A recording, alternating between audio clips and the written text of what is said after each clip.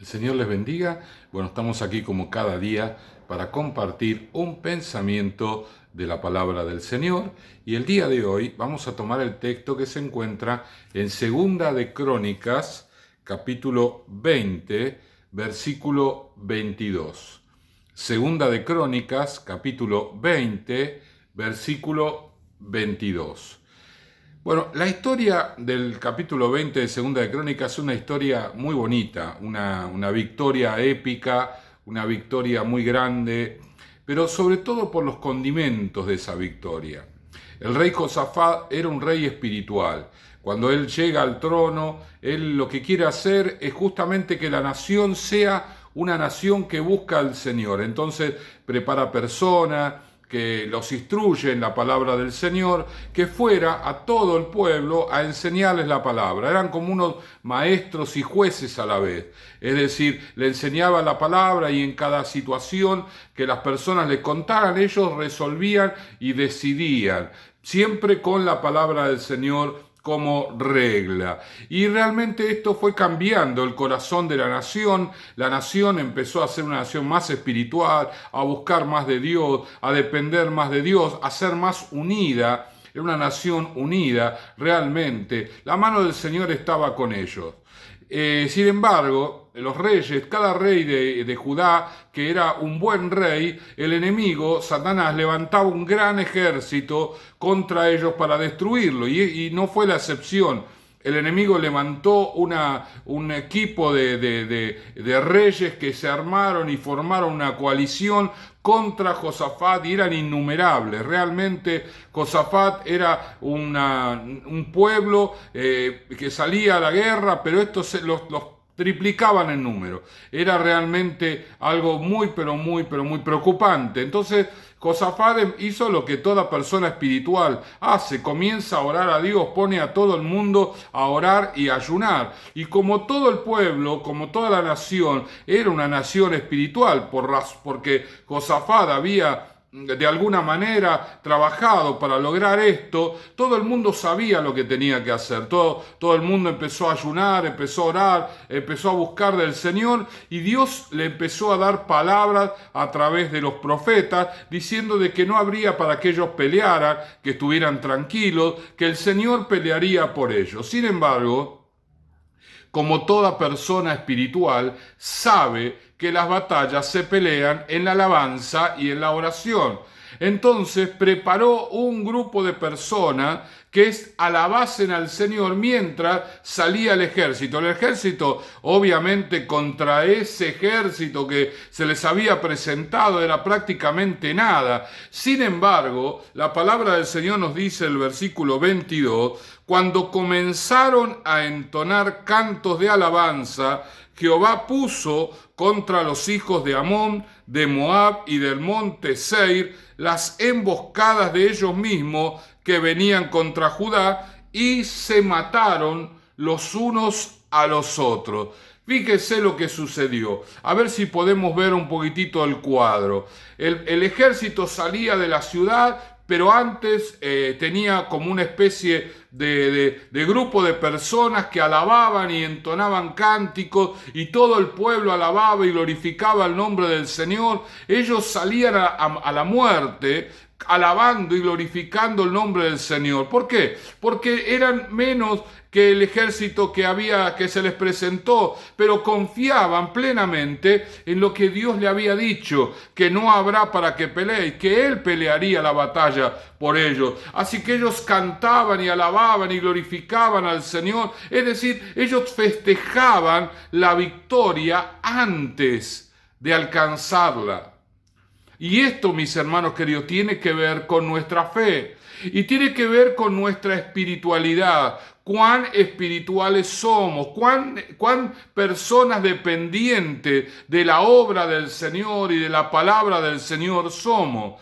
Cuando las personas son personas que no viven en el Espíritu, están desbordados en sus emociones, desbordados en sus pensamientos, están desbordados de todas las maneras habidas y por haber, y no pueden someterse al Espíritu Santo que les dice de qué manera tienen que enfrentar las batallas espirituales, más allá de que delante de ellos hubiera un ejército, siempre es una batalla espiritual, porque el enemigo levanta circunstancias contra nosotros debido a el hecho de que somos de Jesús.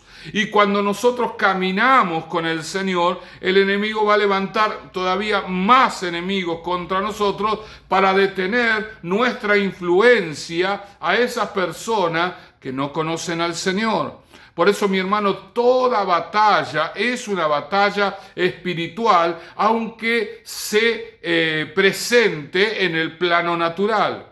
Entienda allí un documento que es cajoneado, una situación en el trabajo, una situación allí en la clínica, cuando yo me voy a tratar de cualquier enfermedad que yo tenga, siempre es espiritual. Y esto los espirituales lo saben y pelean la batalla en el plano espiritual.